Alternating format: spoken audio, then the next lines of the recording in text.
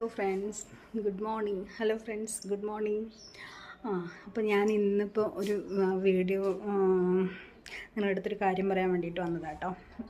ഒരു കാര്യം കാണിക്കാൻ വേണ്ടിയിട്ടാട്ടോ.